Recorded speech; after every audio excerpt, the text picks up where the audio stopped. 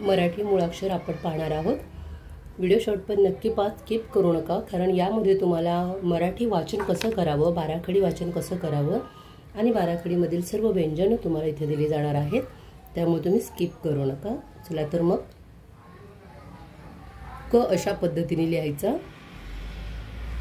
र याला व जोडलेला अर्धा, हा झाला आपला ख खडूचा, क कपाचा, ग गणपती, घ घर,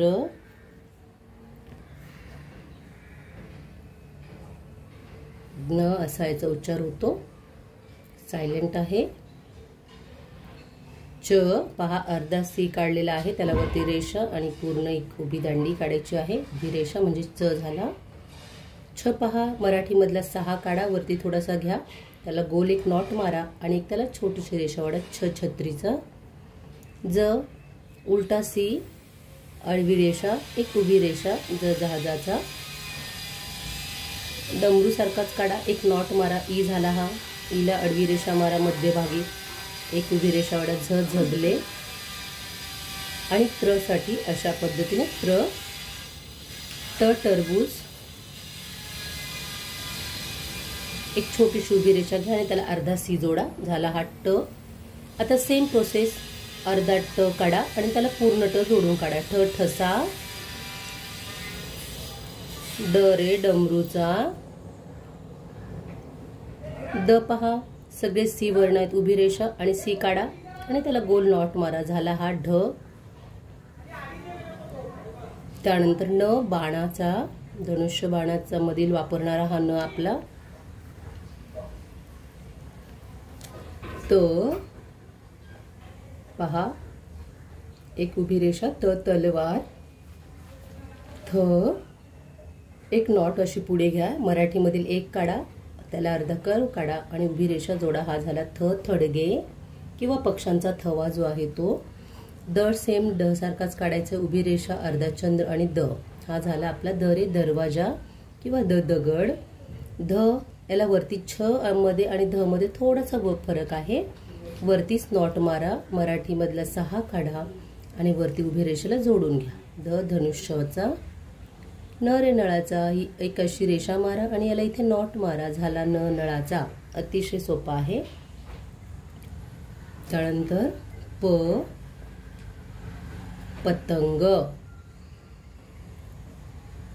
पलाच पुन्हा एक खाली रेषा, उलटा पतंग काढा, फ फणसाचा।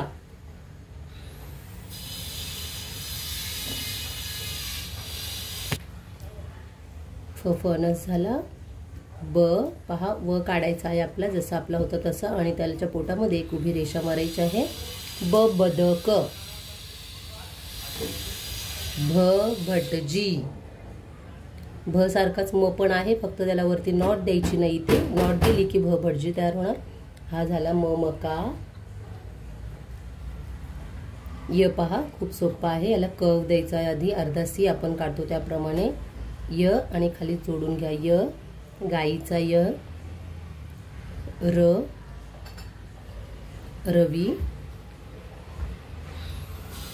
लसूण, व वजनाचा, श शहामुगराचा, शहामुर्ग पक्षी, श षटकोन, स ससा।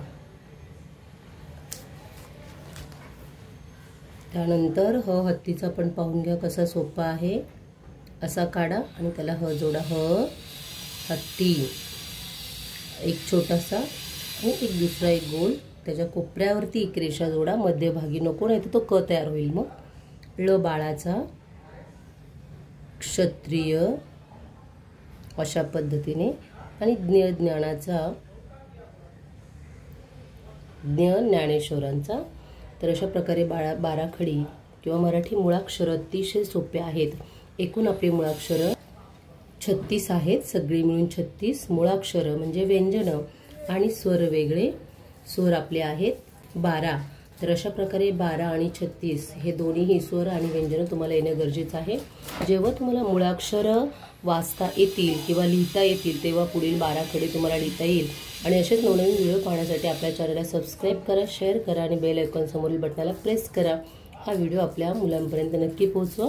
आपण असेच व्हिडिओ घेऊन येतो। यापूर्वीही खूप सारे व्हिडिओ मी अपलोड केलेले आहेत, तुम्ही प्लेलिस्टमध्ये जाऊन पाहू शकता। नक्की तुम्ही 8 ते 10 दिवसांमध्ये मराठीचं वाचन करू शकता।